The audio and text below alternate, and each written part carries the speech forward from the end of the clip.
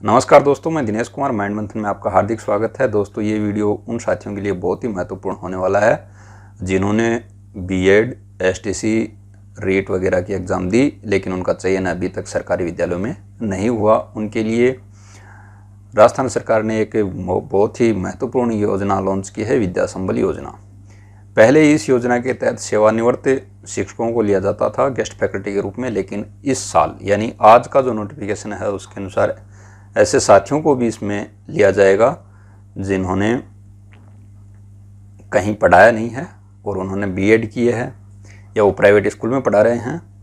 उनके लिए बहुत ही एक मान लीजिए कि संजीवनी है कि उनको सरकारी विद्यालयों में एक प्रकार से एक तो एक्सपीरियंस हो जाएगा और उनको आमदनी का जरिया भी बन जाएगा, गेस्ट फैकल्टी के रूप में लिया जाएगा। तो आज का जो नोटिफिकेशन है उसमें क्या कुछ है ये मैं पूरा बताऊंगा।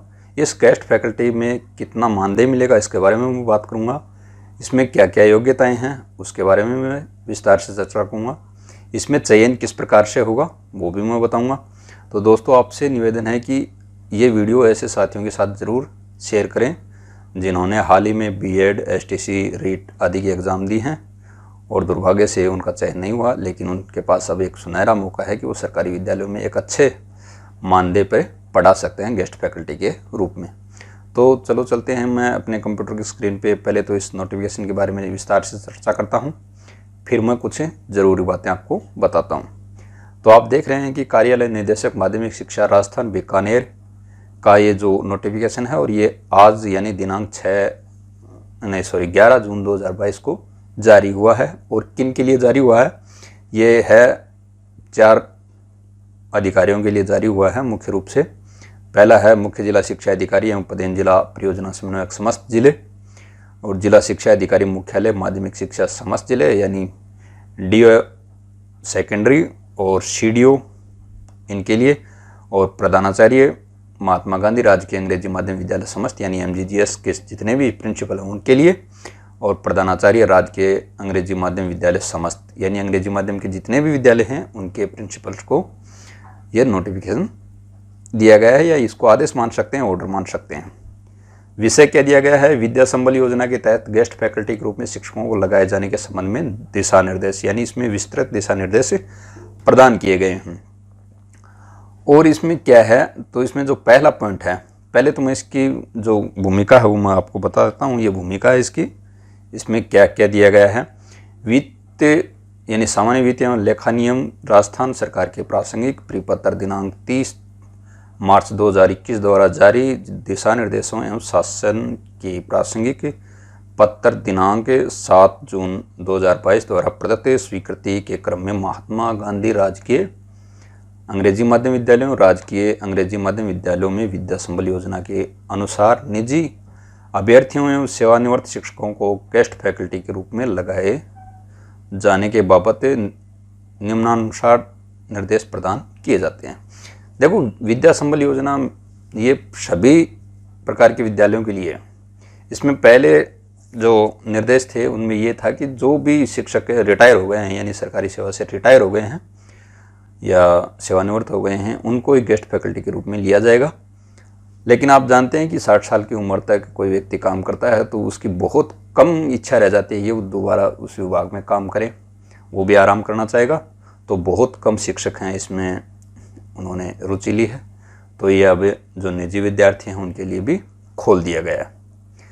तो इसमें जो पहला पॉइंट है, विद्या संबल योजना के तहत केवल उन्हीं रिक्त पदों पर गेस्ट फैकल्टी शिक्षकों को लगाया जाएगा जिन पदों हेतु साक्षात्कार प्रक्रिया कम से कम एक बार की गई है तथा उक्त प्रक्रिया से पद नहीं भरे जा सके। मतलब क्या है इसका कि देखो, जो एक योजना के तहत राजस्थान सरकार ने अंग्रेजी माध्यम के विद्यालय खोले हैं जिनमें एमजीजीएस है यानी महात्मा गांधी गवर्नमेंट स्कूल जो अंग्रेजी माध्यम के हैं, और एक हैं इंग्लिश मीडियम के स्कूल जिनमें महात्मा गांधी का नाम नहीं लगा हुआ है।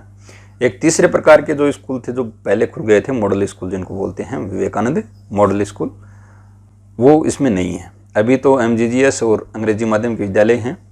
तो इनमें जो स्टाफ का चयन होता है वो किस प्रकार से होता है? जो विभाग में कार्यरत शिक्षक हैं उनका इंटरव्यू के माध्यम से इन विद्यालयों में भेजा जाता है। लेकिन इन विद्यालयों में आने के लिए शिक्षकों ने रुचि कम दिखाई है, तो ये आपके लिए एक सुनहरा मौका हो गया कि आपका चयन इसमें हो जाए। विद्या संबल योजना के तहत निजी अभ्यर्थियों सेवानिवृत्त शिक्षक पद की न्यूनतम वांछित योग्यता रखते हैं वे ही गेस्ट फैकल्टी के रूप में लगाए जाने हेतु पात्र होंगे। ये उन्हीं लोगों के लिए है जो इसके लिए एलिजिबल हैं। ऐसा नहीं कि कोई ऐसे ही भर लिया अरे करें वगैरह को, नहीं, इसके लिए आपको एक उचित वो योग्यता रखनी होगी।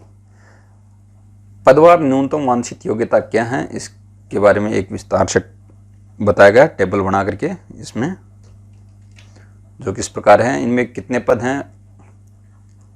8 पद हैं। इसमें कितने पद हैं? 8।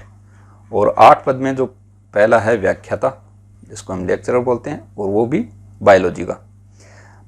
इनकी योग्यता क्या है? बायोलॉजी के लेक्चरर के लिए प्राणी विज्ञान, वनस्पति विज्ञान, जैव प्रौद्योगिकी में विश्वविद्यालय अनुदान आयोग द्वारा मान्यता प्राप्त अंग्रेजी स्नातकोत्तर एवं समतुल्य परीक्षा, परंतु उन्होंने स्नातक स्तर पर अंग्रेजी माध्यम में वनस्पति विज्ञान और प्राणी विज्ञान का अध्ययन किया हो।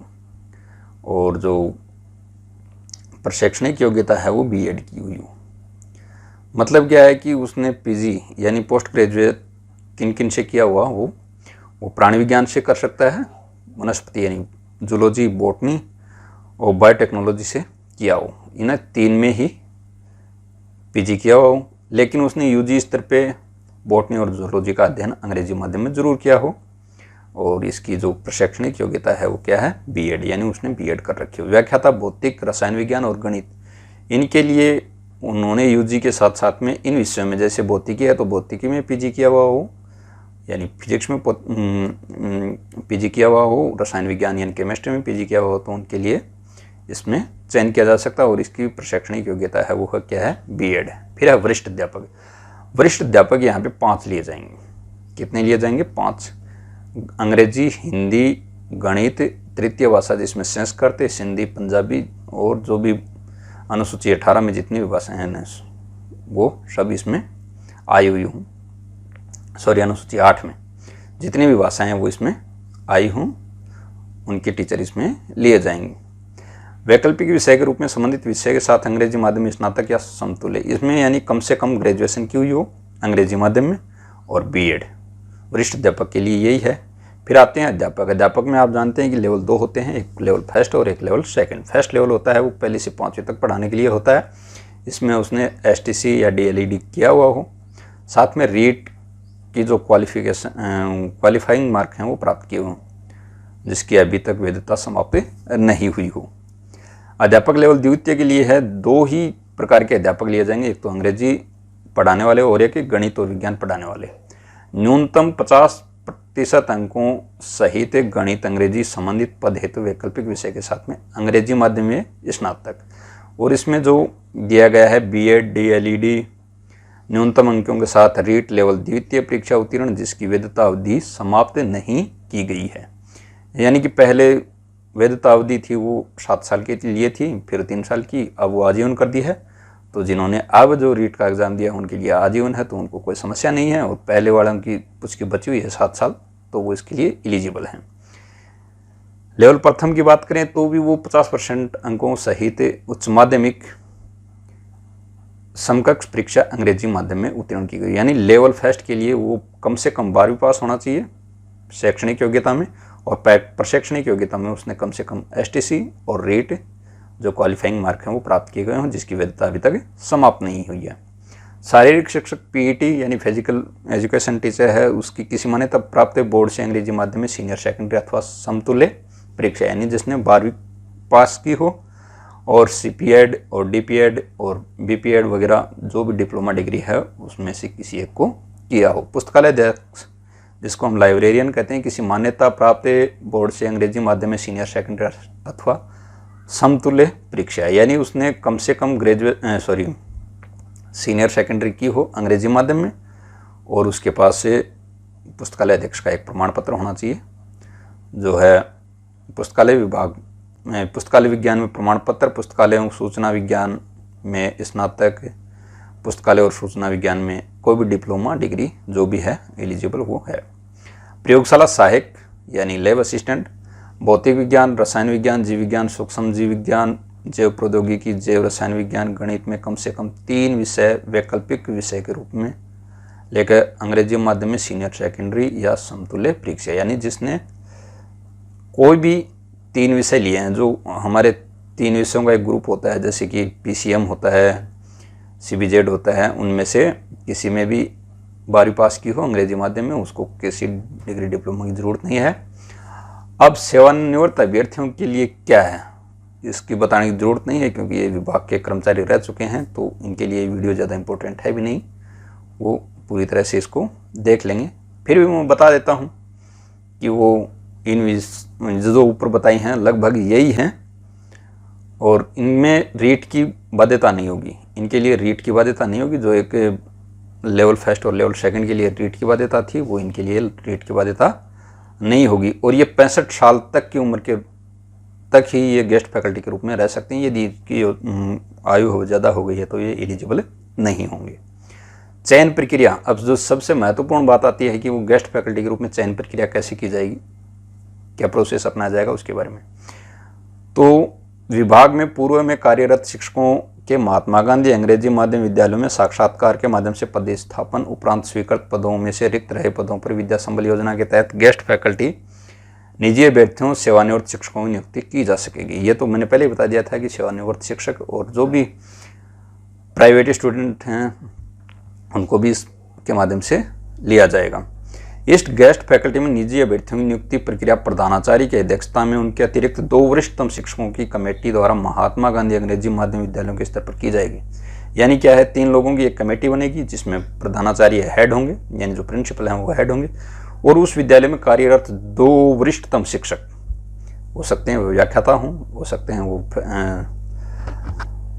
सेकंड ग्रेड के शिक्षक हों, उनके साथ में ये कमेटी बनेगी और वे तीनों साक्षात्कार के माध्यम से जो चयन प्रक्रिया अपनाएंगे उसके माध्यम से चयन होगा। और यदि किसी स्कूल में मान लो कि कोई भी स्टाफ नहीं है, केवल और केवल प्रिंसिपल का ही अभी तक वहाँ पे नियुक्ति हुई है, तो वहाँ प्रिंसिपल होंगे और जो CBO है, यानी ब्लॉक लेवल पे जो मैनेजमेंट सिस्टम है उसमें जो CBO है वो 2 व्यक्तियों को इसके लिए नियुक्त करेगा, वो साक्षात करेंगे। संस्था प्रधान द्वारा रिक्तियों का प्रकाशन विभागीय वेबसाइट एवं विद्यालय नोटिस बोर्ड एवं अन्य सार्वजनिक प्लेटफॉर्मों पर किया जाकर योग्य अभ्यर्थियों के आवेदन पत्र विद्यालय स्तर पर आमंत्रित किए जाएंगे। उक्त प्रकाशन के लिए कैलेंडर निर्देशालय से जारी होगा। यानी ये कब इसका नोटिफिकेशन निकलेगा, ये एक तो विद्यालय के नोटिस बोर्ड पे चिपकाया जाएगा, और जो गांव है, जिस गांव में या जिस शहर में वो विद्यालय स्थित है, वहाँ के जो सार्वजनिक स्थल हैं, जैसे कि ग्राम पंचायत मुख्यालय हो गया, कोई चौपाल हो गई, कोई बस स्टैंड हो गया, वहाँ इनको प्रकाशित किया जाएगा। यानी वहाँ नोटिस जो है वो चिपकाया जाएगा कि हमें इस फैकल्टी की ज़रूरत है। और इसके बाद में वरीयता सूची जारी की जाएगी। मान लेते हैं कि एक पद के लिए 50 अभ्यर्थियों ने आवेदन किया, तो सभी के मान लो कि उनकी चयन प्रक्रिया जो भी प्रिंसिपल ठीक समझेगा वो अपना करके, ये इसमें मुख्य रूप से साक्षात्कार लिए जाएंगे। और आपके जो डॉक्यूमेंट्स हैं, जो आपने शैक्षणिक और प्रशैक्षणिक योग्यता प्राप्त की है, उसके आधार पे आपके नंबर दिए जाएंगे। इसमें जो शैक्षणिक योग्यता है उसके 75% मार्क होंगे, और जो प्रशैक्षणिक योग्यता है उसके 25% मार्क होंगे।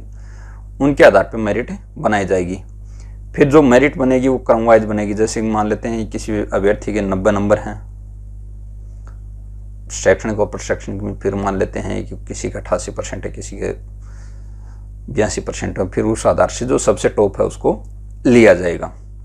सेवानिवृत्त अध्यापक यदि B.Ed उत्तीर्ण है तो अध्यापक लेवल द्वितीय के लिए संबंधित विषयानुसार, यदि BSTC या DLED उत्तीर्ण है तो अध्यापक लेवल 1 के लिए पात्र होंगे। अच्छा, अगला जो 7वां पॉइंट है, समान अंक भार होने की स्थिति में अधिक आयु के असार्थिक को वरीयता में कम आयु के अभ्यर्थी से ऊपर रखा जाएगा। मान लेते हैं कि 2 अभ्यर्थी हैं जिनके समान अंक है, मान लेते हैं कि उसके 42% बन रहे हैं जो उनकी शैक्षणिक योग्यता दर्शाई है, तो जिसकी आयु ज़्यादा होगी उसको वरीयता क्रम में ऊपर रखा जाएगा, यानी मेरिट लिस्ट में उसको ऊपर रखा जाएगा और बाकी को नीचे रखा जाएगा। ये है। अब बताते हैं इसकी मानदेय, जो पैसा मिलेगा वो किस प्रकार है। आप जानते हैं कि हम काम करेंगे तो उसके बदले में हमें कुछ मिलना चाहिए। तो पहला है लेवल फर्स्ट और अध्यापक लेवल द्वितीय। ये कक्षा 1 से 8 तक पढ़ाएंगे और उनको प्रति घंटा 300 रुपये दिया जाएगा और अधिकतम मासिक वेतन है वो 21,000 रुपये दिया जाएगा। वरिष्ठ अध्यापक के लिए कक्षा 9 से 10 पढ़ाएंगे और इनको 350 रुपये प्रति घंटा मानदेय दिया जाएगा और इसको अधिकतम 25,000 रुपये। प्राध्यापक यानी व्याख्याता हैं वो 11 और 12 को पढ़ाएंगे और इनको प्रति घंटा 400 रुपये दिया जाएगा और इनको मैक्सिमम 30,000 रुपये दिया जाएगा पर मंथ। शारीरिक शिक्षा अनुदेशक यानी पीईटी है, उनको 300 रुपये प्रति घंटा दिया जाएगा और 21,000 रुपये इनको मैक्सिमम पेमेंट मिलेगा। और जो लैब असिस्टेंट हैं उनको 300 रुपये प्रति घंटा यानी पर आवर 300 रुपये दिए जाएंगे और 21,000 रुपये मैक्सिमम इनको दिया जाएगा। आशा करता हूं दोस्तों ये वीडियो आपको बहुत पसंद आया होगा। अपने साथियों के साथ ज़रूर शेयर करें ताकि वे इसका लाभ उठा सकें। धन्यवाद। जय हिंद।